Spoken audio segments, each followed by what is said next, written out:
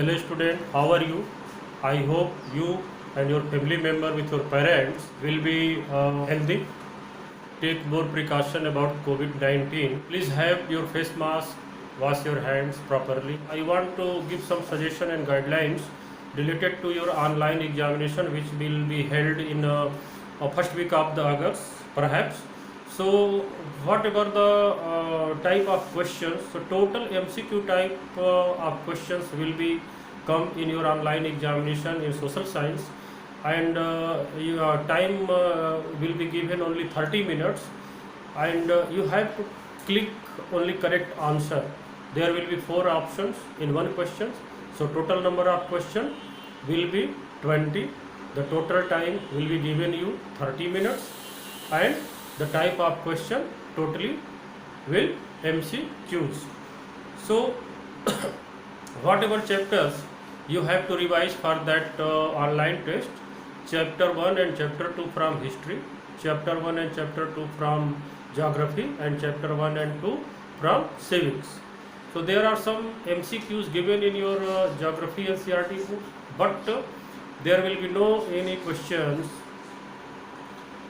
in your history exercise chapter 1 and 2, or there is no any MCQ type question in your civics book chapter 1 and 2. So what will be do? What will be you do for your preparation? It's my suggestion, you have to read chapter 1 and chapter 2 line by line history, chapter 1 and chapter 2 line by line in civics, and chapter 1 and chapter 2 line by line geography. After that you will be you could attempt all the question correctly in online test. So that's all for examination preparation. But one more thing, there is terms and condition. If you are not registered in your class in school, it means if your April fees is not clear, you will be not able to attend the online test, because according to software and portal of the school at CBSE, the student whose April fees is deposited, only that are registered as a student in the school. So School Mitra will take only the name of that students whose April fees is not due. That is clear. So these are the guidelines. So let us start video on the chapters. So whatever topics I focus today, that's our legislature. The one small question is, what is a legislature? After that, working of the government. Working of the governments. How government works.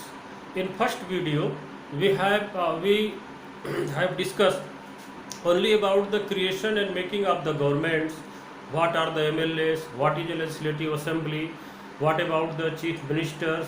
Chief minister कैसे बनता है और मंत्री कैसे बनते हैं? But how government works? सरकार काम कैसे करती है? सरकार किस तरीके से काम करती है? आफ्टर दैट एक छोटा सा क्वेश्चन है, wallpaper project. So only 3 topics, इस पे हम फोकस करेंगे. और I given some notes also in PDF, but after writing my sended notes, you will also complete all the question of this chapter exercise in your school civics copy notes. So let us start. So firstly, question is arises here, what is legislature? हम legislature किसको कहते हैं? तो जब सारे विधायक, it means all the MLAs sitting together are assembled together, that is called legislature. जब सारे विधायक लोग कहीं बैठते हैं स्टेट के मुद्दे पर या कुछ काम करने के लिए, नियम बनाने के लिए, डिस्कशन के लिए, डिबेट के लिए, तो उसको हम बोलते हैं लेजिस्लेचर. तो लेजिस्लेटिव असेंबली क्या है? The place on where or at where all the MLAs are sitting together, are assembled for working for the states, तो उसको हम बोलते हैं लेजिस्लेटिव असेंबली। जिस बिल्डिंग में, जिस स्थान पर, जिस हॉल में ये सारे एमएलए लोग जा कर के बैठते हैं मीटिंग करने के लिए, डिबेट करने के लिए, उसे हम बोलते हैं लेजिस्लेटिव असेंबली। और जो विधायक लोग बैठते हैं, सारे के सारे विधायक एक जगह बैठ करके डिबेट करते हैं, तो उसको हम बोलते हैं legislature. After that, how government works, सरकार काम कैसे करती है? तो all the ministers are the incharges of the different departments. You can seen about लोक निर्माण मंत्री, पर्यटन मंत्री, परिवहन मंत्री, वित्त मंत्री, गृह मंत्री, ऐसे आप सुनते रहते हैं। These ministers are the in charge of that departments। अब सपोज कि कोई गृह मंत्री है, तो वो गृह मंत्रालय का इंचार्ज है, उसको चार्ज मिला हुआ है, उसमें पुलिस भी है। जैसे सड़क एवं परिवहन, तो परिवहन मंत्री अगर कोई है तो ट्रांसपोर्टेशन का सारा वो इंचार्ज है, यानी उसको चार्ज मिला हुआ है। तो अब ये करते क्या है?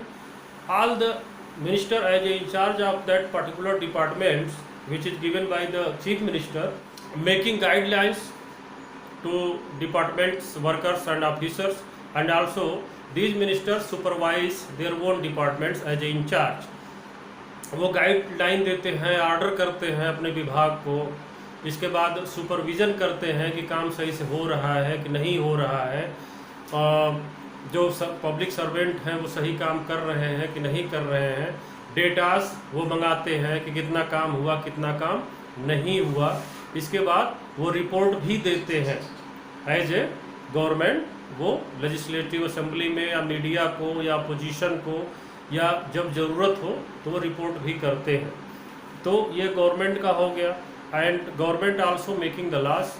अब ये सरकार जो स्टेट्स की है, ये कानून भी बनाती है, अमेंडिंग ओल्ड लॉ, या कोलैप्स कर देगी जो अनयूजुअल लॉज है, कानून ऐसा है कि जो उपयोग में नहीं है, बेकार है आज के हिसाब से, उसको ख़त्म कर सकती है स्टेट्स गवर्नमेंट। नए कानून बना सकती है, उसको इम्प्लीमेंट कर सकती है, लागू कर सकती है।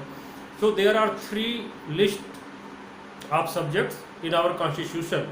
विषयों की सूची है कि on which subjects who will make the laws, state governments और union governments. So there are 3 lists: union list, state list and concurrent list. You will read in class 8 also. तो यूनियन लिस्ट जिसको संघ सूची बोलते हैं, तो all the subjects mentioned in union list that is totally under right to the union government। जो केंद्र की सरकार है उसके अधिकार में है कि वो संघ सूची के विषयों पर कानून बनाए। आफ्टर दैट स्टेट लिस्ट, इसका मतलब राज्य सूची। तो all the subjects mentioned in the state list are under control and power of the state governments। अब जो राज्य सूची के विषय है, स्टेट सब्जेक्ट्स हैं, इन पर जो कानून बनाएगा वो कौन होगा? राज्य की सरकार होगी, इम्प्लीमेंट भी राज्य की सरकार करेगी। उसके बाद कॉन्करेंट लिस्ट, इसको हिंदी में बोलते हैं समवर्ती सूची। It means this all the subjects mentioned in this list that is totally given the power to the state governments and union governments both, but there is terms and condition।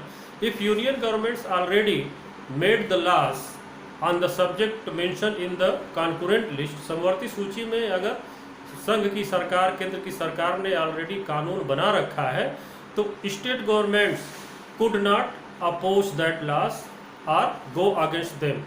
तो राज्य की सरकार उसके खिलाफ कोई कानून नहीं बना सकती और उसके खिलाफ नहीं जा सकती। जब तक केंद्र सरकार कानून नहीं बनाती है, राज्य सरकार जैसे चाहे कानून बनाए और इम्प्लीमेंट कर ले। बट यानी कि केंद्र और राज्य की सरकारों में किसी भी प्रकार का कोई भी कॉन्फ्लिक्ट और क्लैश लॉ मेकिंग में नहीं होना चाहिए। ये टर्म्स एंड कंडीशन उसमें रहती है। अब इसके बाद गवर्नमेंट्स का वर्क क्या है? Budget, passing the budget just like the union government. केंद्र में केंद्र सरकार एक ईयर का, फाइनेंशियल ईयर का बजट पास करती है। फाइनेंशियल ईयर कब से कब तक होता है? तो 1 April from the last March, this is the financial year of the government of India. तो राज्य सरकार का भी वही है, 1 अप्रैल से लेकर के और 31 मार्च तक का जो 1 ईयर होता है, इसके खर्चे के लिए सरकारें जो है बजट पास करवाती हैं लेजिस्लेटिव असेंबली में, राज्य सरकारें, और उतना ही रुपया खर्च करती हैं। अगर उससे ज़्यादा 1 रुपया भी खर्च करने की ज़रूरत पड़ेगी तो फिर से लेजिस्लेटिव असेंबली में उसको पास करवाना पड़ता है। Because all the money of the state governments is the total public money. ये पैसा जो सरकार खर्च करती है किसका है? पब्लिक का है, जनता का है। तो इसलिए जो जनता के प्रतिनिधि हैं, इलेक्टेड रिप्रेजेंटेटिव हैं, MLA, उसमें से मोर देन 50% का उस पर जो है एस होना चाहिए, जो भी सरकार बजट पास करती है। After that information to the public domain through media, through newspapers, magazine, through press conference. तो government, you have seen sometimes in on your television, in your mobile sets also, there are many information by the state governments. Vaccination चल रहा है, टीका लगवा लें, mask पहन के निकलें, ये करें वो करें, ये सर्दी जुकाम हो तो परेशान न हो, बच के रहें। ये तमाम इन्फॉर्मेशन मीडिया के थ्रू आपको गवर्नमेंट देती है, इन्फॉर्म करती है। उसके बाद प्रिंट मीडिया में, न्यूज़पेपर में भी आता है। उसके बाद प्रेस कॉन्फ्रेंस, पत्रकार लोग सरकार से, मंत्री से, कभी मुख्यमंत्री से, चीफ मिनिस्टर से क्वेश्चन पूछते हैं, प्रेस कॉन्फ्रेंस होती है। और that questions are totally related to the state issue, राज्य के मुद्दे से, कि राज्य में क्राइम बढ़ रहा है, ये नहीं है, सड़कें टूटी हैं, इलेक्ट्रिसिटी की प्रॉब्लम है, ये इशू वो इशू, और सरकार उसका जो है रिप्लाई करती है, जवाब देती है। और इसके बाद पॉलिसी अपनी बताती है, सजेशन लोग देते हैं, उसको एक्सेप्ट करती है, और जो है कहीं न कहीं कमिटमेंट करती है कि नहीं नहीं, जो कुछ भी गड़बड़ है उसको इतने दिन में ठीक कर लिया जाएगा, हम ये प्रोग्राम कर रहे हैं जनता के लिए। तो ये सारी चीज़ें गवर्नमेंट करती है। After that, what is a wall paper project? A small question. Wall paper project क्या होता है? So that is totally interest related research, कि how many peoples are interested in which topic और विच थिंग्स, किन किन मुद्दों पर, किन विषयों पे, किस विषय पर, किस टॉपिक पर किसका क्या इंटरेस्ट है। तो एज ए स्टूडेंट अगर देखा जाए तो some students are interested in dancing, some students are interested in singing, और some are in music, but some students are totally interested in the reading, that's are meritorious students. उनमें से भी some students are more interested in mathematics, some are more interested in Hindi, some are in English, some are in science, और some are in art and craft, some are in computer also. तो अलग अलग students के अलग अलग interest होते हैं। तो कैसे हम जानें, एक ही समय में कैसे हम समझ पाएंगे? तो उसके लिए वॉलपेपर प्रोजेक्ट होता है। ये पब्लिक के लिए भी हो सकता है, किसी भी इंस्टीट्यूट्स में हो सकता है। तो इंटरेस्टेड टॉपिक पर, so this wall project is totally research on the public interested topics. तो पब्लिक का इंटरेस्ट टॉपिक क्या है? अब स्कूल में जैसे मान लीजिए कि in a class, if any teachers given the task, you have to draw some pictures whatever you interested। जिस भी टॉपिक पर आपको इंटरेस्ट है उस पर एक पिक्चर बनाइए, एस्से लिखिए, कविता लिखिए, पोएम, पोएट्री, सम टेक्स्ट, एस्से लिख लीजिए, या फिगर डायग्राम बनाइए। तो जिस स्टूडेंट को जिसमें रुचि होगी वो बनाएगा। अब सपोज करिए कोई बच्चे को कुछ नहीं आ रहा है, फिर भी अब उसको डायग्राम बनाने को, अब सोचेगा क्या बनाए, बहुत मेरिटोरियस है, मैथमेटिक्स जान रहा है, तो कुछ नहीं करेगा तो वो कुछ सर्किल बना देगा, एंगल बना देगा, कोई फार्मूला ही लिख देगा। तो कुछ न कुछ, तो इससे पता चल जाता है कि how many peoples are interested on which topic, किसका किस में रुचि है। अच्छा, जिसका जिसमें इंटरेस्ट है, अगर उसको इन्हेंस किया जाए, उसको प्रोजेक्ट किया जाए, उसमें मदद दी जाए, तो कहीं न कहीं वो उस एरिया में, उस फील्ड में बहुत आगे निकल सकता है। जिसकी साइंस में रुचि है तो पता चल गया कि भाई इसको साइंस पढ़ाया जाए तो ये काफ़ी आगे जाएगा। जिसका आर्ट एंड क्राफ्ट में है, या जिसका सिंगिंग में बहुत रुचि है, उसको प्लेटफार्म दिलवाया जाए कि भाई और अच्छे से इसको मेहनत करवाया जाए, तो वॉलपेपर प्रोजेक्ट उसी को बोलते हैं. So that's it for in this video. Have a nice day. Take care of you. Okay, thank you. जय हिंद.